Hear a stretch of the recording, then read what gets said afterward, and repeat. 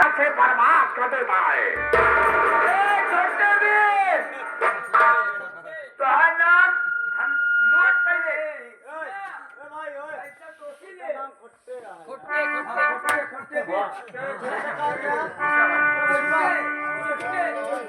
बढ़िया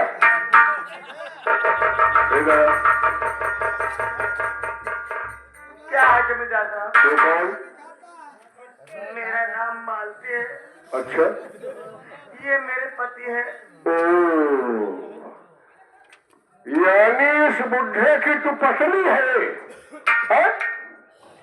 और पैदा हो से गलत काम कर दिया। बचाओ, 500 लेकर इसकी पत्नी खड़ी है और मैं इसके दिया। अरे पगली, अभी तक क्यों नहीं बताई कि 500 लेकर के मैं खड़ी हूँ? ला ला ला ला ला ला ला ला निकाल दिया। चल चल चल चल चल।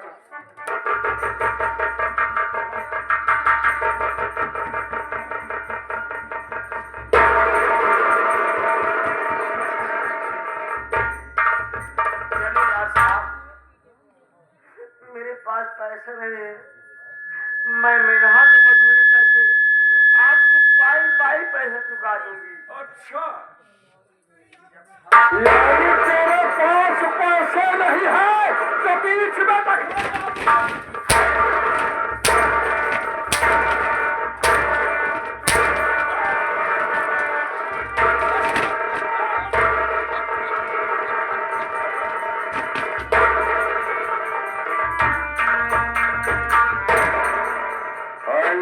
गुस्ताखी करेगी ना तो सोच ले कि तेरी बोटी बोटी काट कर शिकारी कुत्ते को डालूंगा।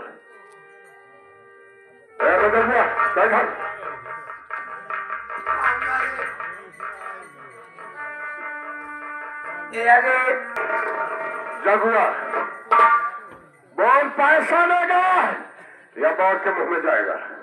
मालिक, मैं आपका पाई चुकाऊंगा मालिक, मगर अभी है नहीं, मेरी तबीयत ठीक हो जाएगी मालिक। ठीक है, मैं आपका काम करके या कहीं भी और काम करके कमा करके मैं पाई चुका दूंगा मालिक।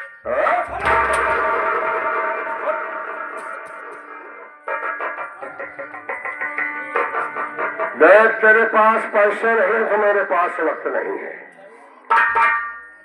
जैसे तू पैसे देने से परेशान है, वैसे हम भी अपने कंप्यूटर माइंड को दौड़ा लिया। अगर गोलियों से मारेंगे तो उसमें से पैसा खर्चा होगा और गोलियों की आवाज गन्नों में जाएगी, गन्नों वाले इकट्ठा होंगे। एक बार थाने तक जाएगी, कोतवाली तक, वहां से फोर्स आएगी और मुझे हो सकता है कि थाने से जेल की सलाखों पर जाना पड़े। इसलिए हम उस रास्ते को हमेशा के लिए काट दे रहे हैं। तुझे जान से नहीं मारेंगे, गोली से नहीं मारेंगे।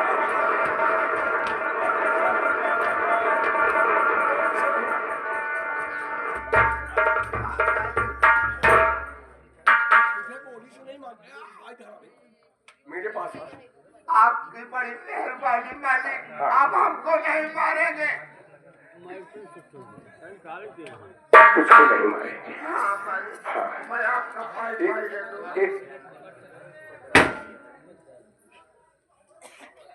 ये जगुआ, हाँ मालिक, देख, तुझको कोई बुला रहा है लगता है। देख सब गरीब आदमी को कौन बुलाएगा मालिक? अबे हो सकता है कि तेरी मौत बुला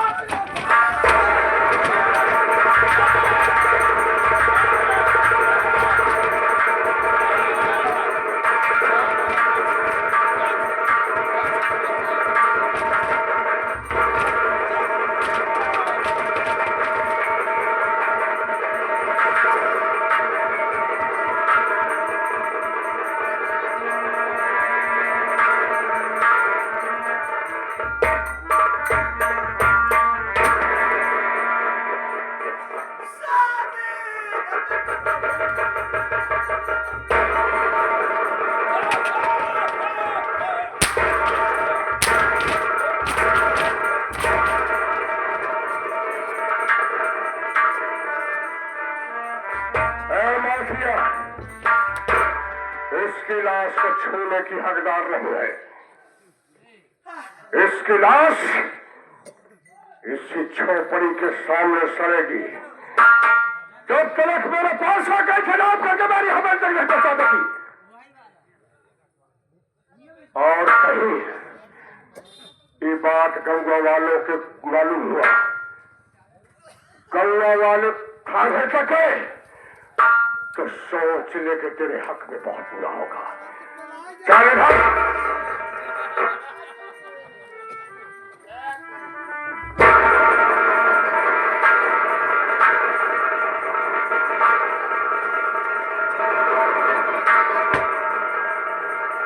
एक बात है बता, मानता हूं कि तेरे पति की तबीयत खराब तो नहीं, खेतों पर काम करने के लिए आ रहा है ना आ सकता है। तो तेरे पास दो छोकरे थे, सूर्य सवारों में सवासा निकाल है।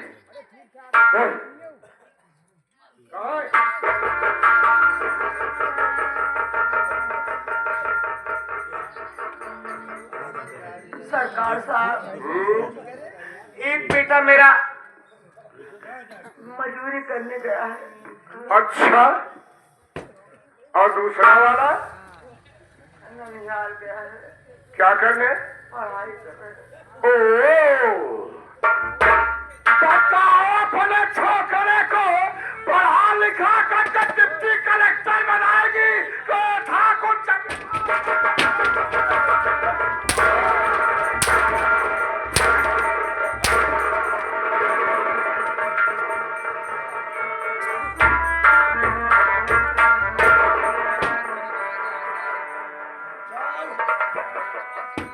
अपने माथा को ठाक। चल इन कदमों पे अपने सर को झुका।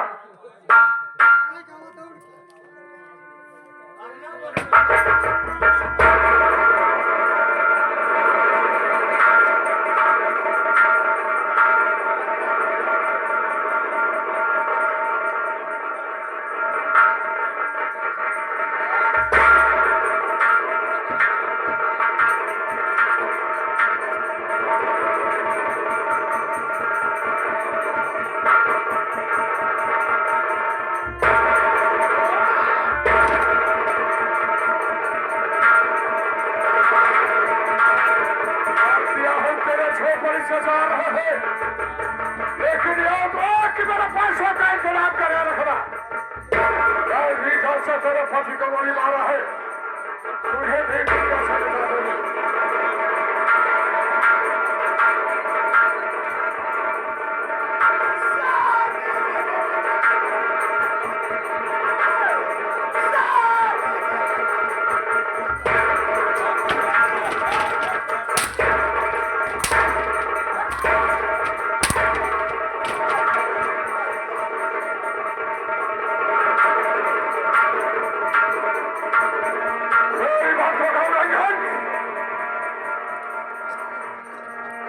दोबारा ऐसी गुस्ताखी करेगी, मौत में मृत्यु भी जाएगी।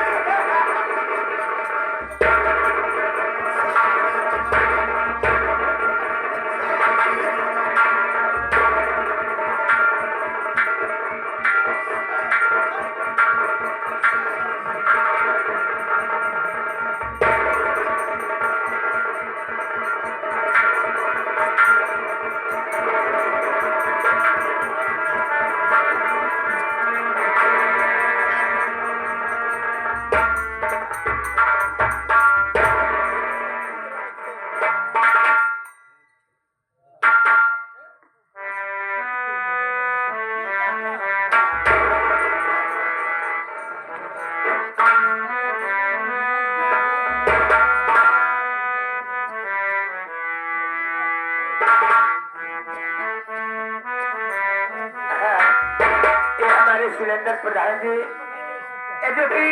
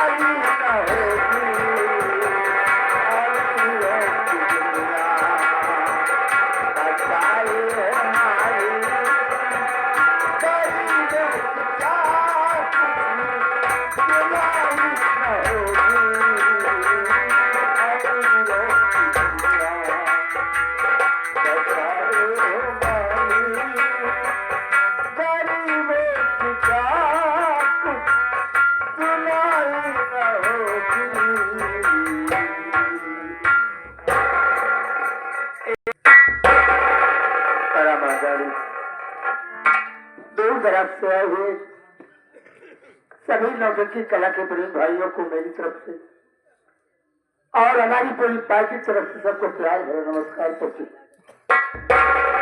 साथ ही साथ दोस्तों मेरा परिचय लीजिए कि मेरा नाम क्या है, मैं कहाँ का रहने वाला हूँ। साथियों मैं विक्रमपुर का रहने वाला हूँ। मेरा नाम सुरेश है।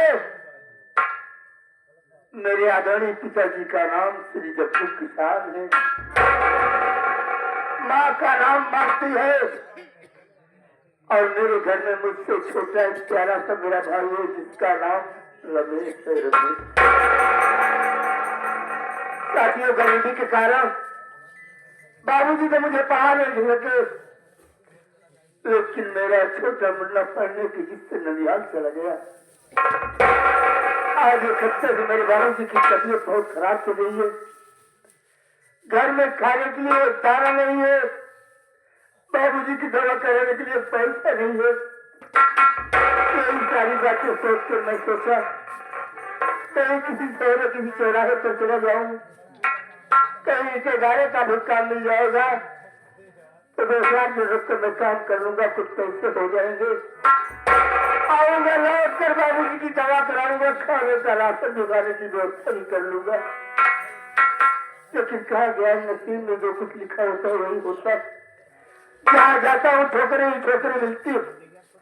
काम के वास्ते गया था, कहीं काम भी नहीं मिला, निराश होकर वापस चला आया। मैं बात सोच रहा हूँ कि कौन सा मुंह लेकर अपने घर जाऊं, क्योंकि मेरी माँ मेरी राह देखती होगी और यही सोचती होगी कि मेरा बेटा सुरेश कमाने गया है, आएगा तो बाबू जी की दवा कराएगा। लेकिन क्या करूं, जाऊंगा माँ के पास, अगर नहीं जाऊंगा तो बाबू जी की तबीयत खराब चल रही है, पता भी नहीं चलेगा मेरे बाबू जी की हालात में। माँ तो माँ होती है, माँ के पास जरूर जाऊंगा। लेकिन जाने से पहले मैं देख रहा हूँ दरवाजे पर कोई दिखाई नहीं दे रहा। एक मेरा दोस्त है जिसका नाम है नेता, उसको आवाज लगाता हूँ, वो मेरे न रहने पर मेरे घर में जो कुछ होता है उसे सब मालूम रहता है, सब कुछ बताएगा कि बात क्या है। मैं बेटा को आवाज लगाऊंगा, नेता, ओ भैया, नेता, नमस्ते। भैया आप गए थे शहर कमाने के लिए भैया, क्या कमा के लिए क्या है भैया?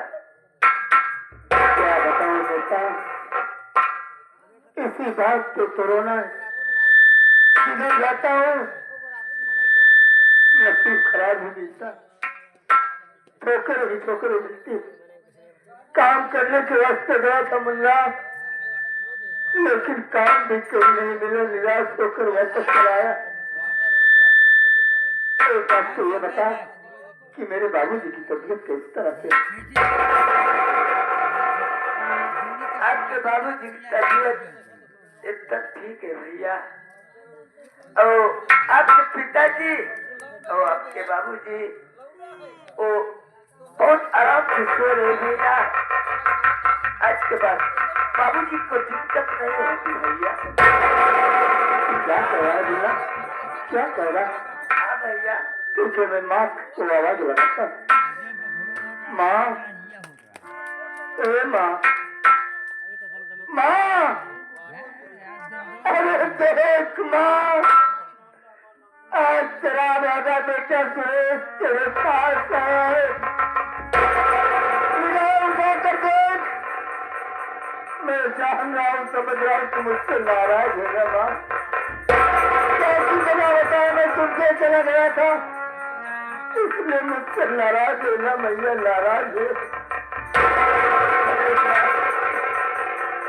आखिर मैं कौन सी ऐसी गलती कर दिया कि मुझसे बातें भी नहीं कर रही हूँ? माँ, माँ, माँ,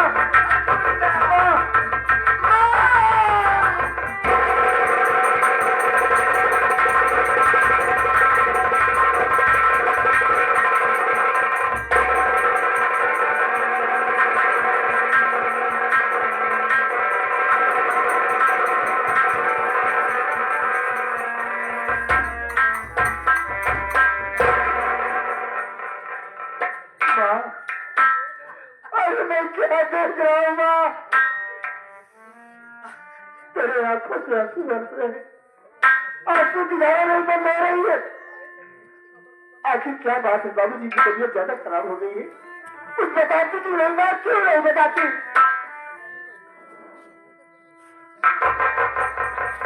माँ, अभी तक तो तुमने बताई नहीं, बताया कि मेरे दिल को एक पल चैन नहीं मिलेगा, मन से नहीं मिलेगा। अरे तुझे मेरी कसम है माँ,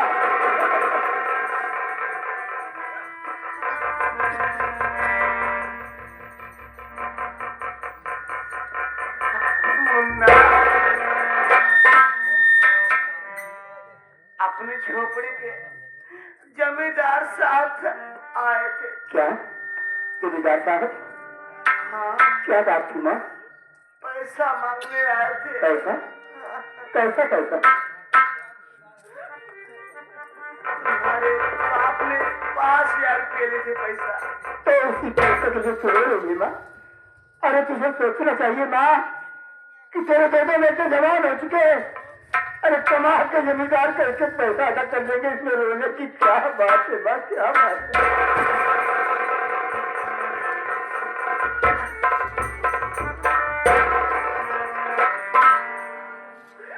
तो बताते कि नहीं माँ? पैसा ना पाने कारण मुन्ना क्या हुआ? तेरे बाप को गोली लगी।